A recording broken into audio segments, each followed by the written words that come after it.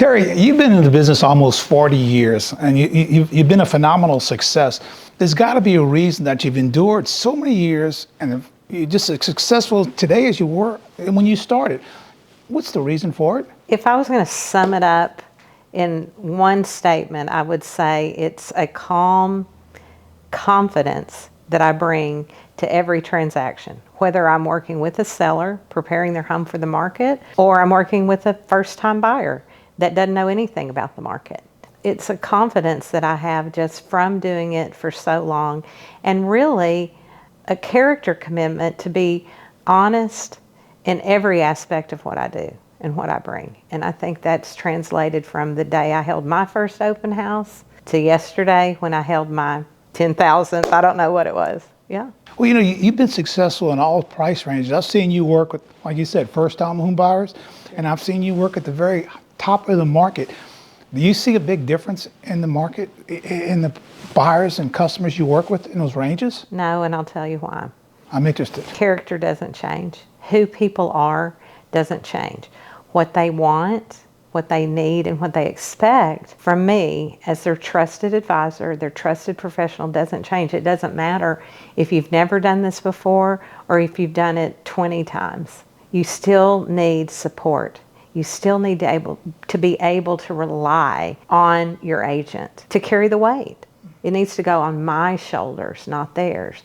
And so I think that's why really it doesn't matter if it's day one or day 501 for a buyer or for a seller. And many times they're both. Many times the seller's selling and then they become a buyer. They need to be able to trust their agent. And I think that I exude trust. Good. Well, you're known for exercising tremendous control in a transaction, whether it's a listing or a sale. You take charge.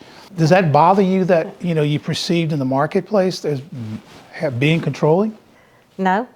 I think when it's like let's say you're a professional athlete and you're stepping up to, well, since the Masters was yesterday, we'll talk about you're stepping up to your turn to take your swing, right? You're in control. You have to be. You have to be in control of your emotions. You have to be in control of the situation.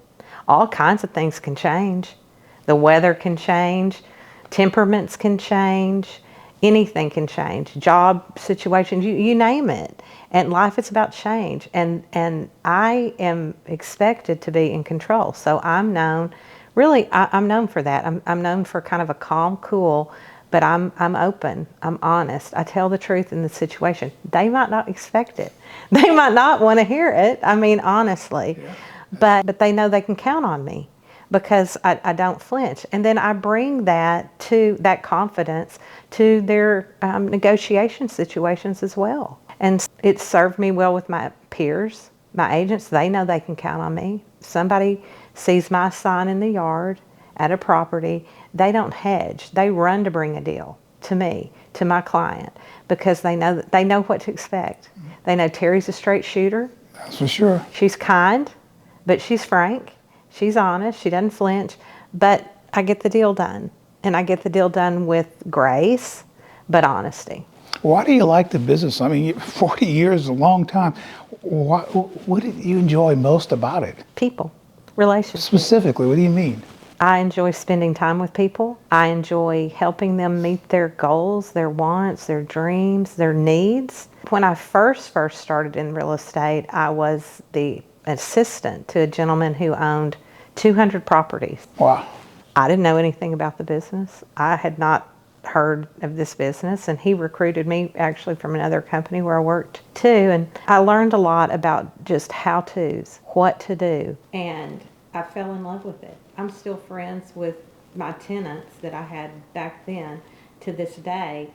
And again, it was a matter of, well, being in control. I had control over, what the properties looked like, what we did to get them leased, how they turned out, and what it said in the lease and all the things. And I just think that created a confidence and a sense of, okay, I lost my train of thought, guys, we got to pause. I forgot what I was talking about. The world seems to be changing. They're saying we're becoming dinosaurs because now social media, all these social platforms. People shop homes on the internet. How have you adapted? I mean, how's the change impacted you? Oh, I love all that. I think it's just more is more. It's better. It's more information. And we want people to make informed decisions. And now, when you're marketing a home, the world is your audience. The world is your market. And that's a wonderful thing. But you do have to prepare. You have to prepare it's even more important to do what I do best, and that is prepare a home for the market. You mentioned that. You said that you prepare homes for the market. I mean, tell me more specifically, what do you do to prepare? Everything it needs. For example? So, for example, when I walk in a home, it's like a computer brain kicks on. Da, da, da, da, da, da, da. I look around, and I really have an innate ability to know what it needs to create the best experience for a buyer when they walk in. My goal, because you have less than a millisecond to create a first impression, I want to stop the critical mindset before it ever begins. I don't want them to have anything in their experience that they're already seeking to revise, seeking to fix. The moment they start that, I'm running defense. I never want to put my seller on defense. I want my seller on offense all the time. And that's by creating the most beautiful, orderly environment that our budget and the bottom line allows. Well, give me some examples of what you're talking about, getting it staged. Okay, so I don't call it staging. Okay. I call it stylized. Oh, excuse me. I know, right? Because to me, staging feels like you're faking, okay? I'm not fake. I make the house feel like a home, but I do it with beauty and order. So I have my own inventory. I have 9 storage units full of inventory that I've built up over the years. Wow. And I use that to help my clients prepare their home for the market. So one of my favorite things to do is to come into a home that's lived in, go in and say, okay, let's move this painting to the bedroom. Let's rearrange this. Let's take out this rug, and I'll bring in one of mine. I have a supplemental inventory that is fabulous. Everything works together, and it works in most environments. And I bring beauty and order to the situation. And in the way that I do it like that, it does save the sellers quite a bit of money because they don't pay me extra for my inventory. They just pay the labor for the movers, and we do it. But that's one very specific thing that I do that is different from most agents. Well, we're sitting in one of your listings right here, and as we were walking up, you noticed, oh, I need to get the plants changed out. So, because of the owners are out of town, so you even go to that degree. You'll come in and call your landscaping people and change the colors and things. Yes, absolutely. So that goes back to the days of managing the 200 properties. So I have this comprehensive mindset of knowing, even mechanically, physically, more than just stylistically, what a property needs. And again, I have a beautiful team, landscapers, plumbers, painters, I mean, you name it, that's worked with me. Everybody that I work with has worked with me for over a decade. And they know how to help me, and they know what my expectations are in getting the house done. But yes, that's another level of service that I offer. I mean, for this home in particular, I'm basically their family member or home tender or home manager or whatever you want to call it. I've got my eyes and hands on this property for them 24 hours a day. Wow. If I was thinking about selling my home and I was going to call you as a listing agent, what advice would you give me up front, and what would you hold me? What would your expectations be from me? Okay, so there are things that I can do, and there are things that only you can do. Okay, so we have to be equally yoked in our willingness. Okay, we might not be equally yoked in our level of expertise because that's what you're relying on from me. But in our willingness, we have to be equally yoked because we can't have a tug of war on, I think you need to improve this to get the highest dollar, but you don't want to do that because you don't think it's necessary. So what I expect is for my client to trust me as the professional. It's like if you were going to your physician and your physician said, we need to take these steps for your best health. You want to do that, right? You want to trust the professional because that's why you're there. Same thing with me. I don't want to have a constant battle of the minds on what's best, because from getting the house ready to sell, that's where my strengths lie. Well, suppose I was looking to buy a home and I was to contact you. What would you tell me on the front end? What expectations would you have of me? Okay, so again, we have to be equally yoked. You have to be prepared. You need to, if you haven't met with a finance advisor or a mortgage broker, you got to do that. You got to do that first. You got to know what you can spend. Otherwise, we're just spinning our wheels out there. So, and my peers and for my own time management, I expect to work with somebody that knows where they are financially and what they can afford. So I would expect you to be prepared. And then we would together talk about, okay, if I'm looking for a home, my perfect home looks like this. And we have to establish things such as location, size, price, and then your dream, right? So we work together like that. And then it's up to me to know the market, but I expect my clients. So you hear so often people working with customers, they say, my agent's always trying to get me to buy a more expensive home, or they're always trying to guide me in a particular neighborhood or price range or whatever. What is your feelings about that? That's common criticism we hear. Interesting. I'm all about serving my client and helping them meet their goals. So once they tell me, this is what I want this price point, I want this number of bedrooms, these accoutrements, whatever they may be, then I help them understand what markets support their wants, and then within that market we get a sniper focus and we hit it and we solve it. But I'm not going to take them out of their happy zone. This is their objective, so I'm going to help them meet their objective, but I'm going to tell them where and how to do it. Well, like I said, we mentioned that you've been in the industry almost 40 years now, and it's really hard to maintain the same level of commitment and enthusiasm in your fourth decade as it was maybe your first or second. You almost would call that like a legend. And you've done it repetitively, and you've done it well with commitment. If I was thinking about getting into the real estate business, what advice would you give me drawing on those 40 years of committed experience? Well, I do help people that are seeking to get in the real estate business. And what I tell them is it's all about relationships. So you have to be client and you have to be willing to focus on others and not yourself. It really is about service. You have to put the needs of others before your own, because when you're helping somebody find a home or sell a home, it's intense. It's an intense experience. And it might be that you find something the first month, week, day, or it might take you a year. And you have to stay committed. And I think, again, it goes back to I'm relational. I'm relationship centered just by nature.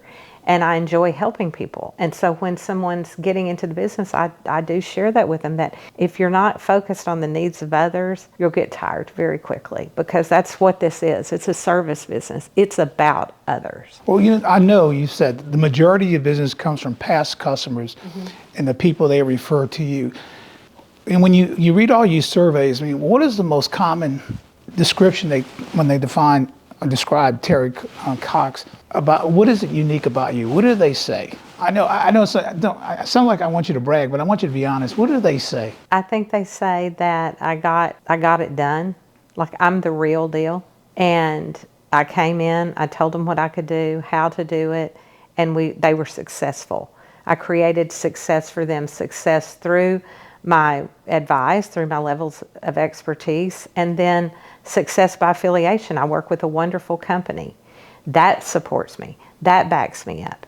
When they see the Allie Beth Allman sign in the yard, there's instant credibility. And then I follow through with that. I'll give you an example of a client that's given me a whole lot of referral business. And I earned this business, and so maybe it answers this. Okay.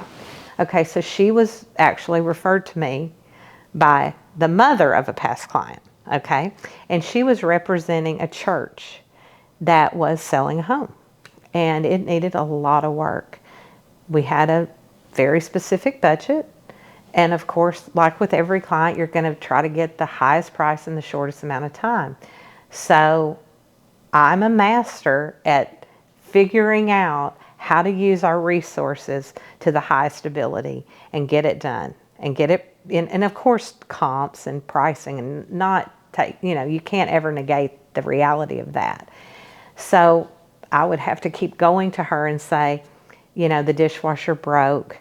I'm going to need $500 more or whatever. And she's an attorney. And again, she was stewarding this for a church. So it was a very methodical process. And she had to exercise a lot of faith, honestly, in me when I said, it's going to cost this, but I will make it back in dividends. Okay, so we went through that, and it was kind of a tug of war. Had to take it to committee, had to do it, and there was, a lot of trust built there. Well, it came on the market. We sold it in record time for record numbers. She was pleased. She was not my easiest sell, right? Fast forward to, she came to me to sell her home, her personal home. I was blown away. I mean, because our relationship was ultra professional. It was not, we weren't friends yet. And so she called me to sell her personal home in Park Cities, and so I was honored. Okay, so I went in, and of course, I didn't think I had competition, right? I thought I had no competition. I thought, okay, here we go. So I give my recommendations and everything. And so on the day that I go over there to sign the contract, because even though we have DocuSign and we do all that, I still like to do it old school. I like to sign when I can and all of that. It doesn't always work out time-wise, but I like to be with my people, FaceTime. So I went to sign the contract, and she said, well, I said, well, Marty, this is excellent. And she says, well, I wanted to let you know that you had some competition. And I was like, I did. I mean, I was like, Just like to hear, huh? I was stunned, honestly. And I was like, okay, well, do tell. She said, well, I met with so-and-so, and they said, I'll price your home at 2.8. You don't need to do anything to it. And she was like, okay. Then I met with so-and-so, and he said, let's price your house at 3.0, and you don't need to do anything to it. It's ready to go. And I came in and I said, give me $50,000. We're going to do these things, and I can sell it for 3.5. And she said, so that's why I chose you. You had done it before. I knew that you knew how to take the resources at hand, use them to the best of their ability, and that you could do it. And so I sold her house before it ever hit the market for over list price. Wow. And So she made more than $50,000. she made $500,000 more. That's a pretty good investment That was there. a pretty good Yeah, investment. that's it. So that's how it Would works. you do the same thing for someone in a lower price range? Yeah, absolutely. Absolutely. Do you don't differentiate at all on level of services based on Price sales point. price point? No, because the philosophy is the same. You're creating an experience for the buyer. By doing that, by presenting it in the best light possible, then you're going to make the highest price in the shortest amount of time. It's inevitable. It's tried and true. Well, I know you work in an inordinate number of hours. I mean, a lot. How do you balance that in your personal life? I mean, something's got to give. Yes, it's interesting. And my family's kind of adapted over the years, There's No choice. Right, there's a groove to it. And I think showing your level of commitment early on with your client establishes kind of the heartbeat of how this is going to work. They know I'm committed. They know I'm all in. There may be times when I have to say, okay, this evening I'm going to be out of touch. Please feel free to, text has become a wonderful thing. Mm-hmm. And email, of course. I like texting, but text me, because I may not be able to take the call, but the moment I can look at it, I'll get right back to you.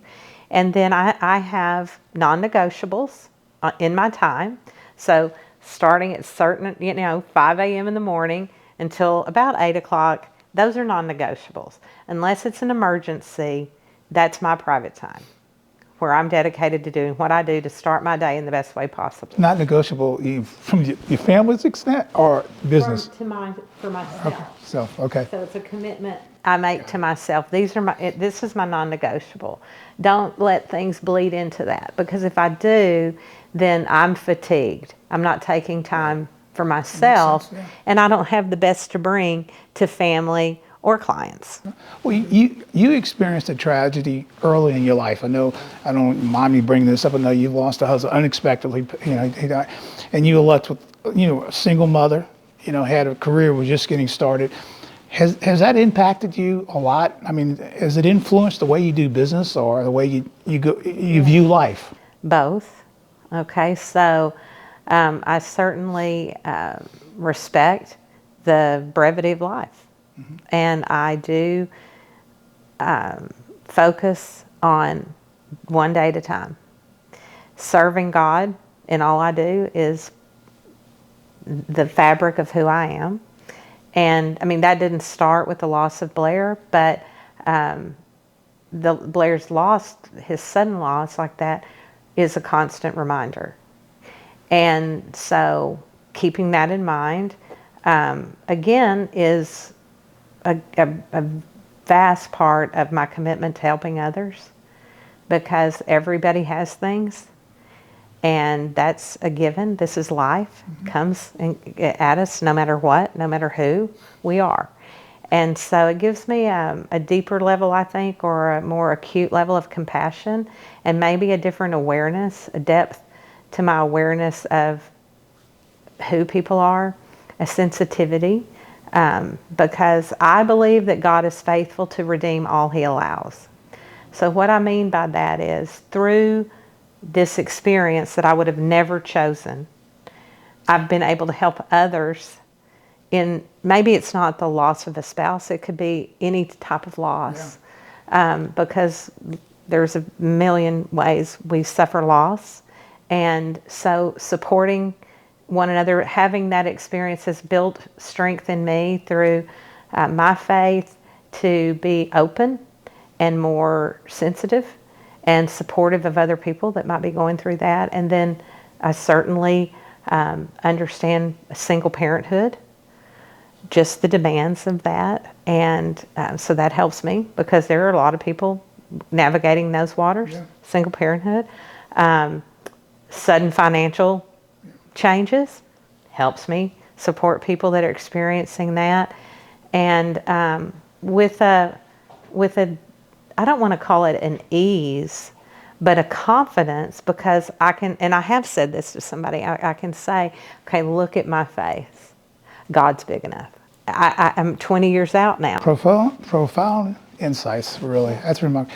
And one last thing for you. What is your forecast for the real estate market, given what we've been through in the past 2 years, all the bumps? I mean, it's been challenging.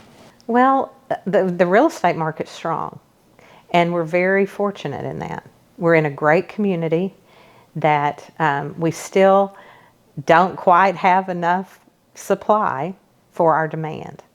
And that's ultimately what kind of heartbeat pushes it along. You got buyers, you got houses, and you always need a little bit fewer number of homes than you have demand.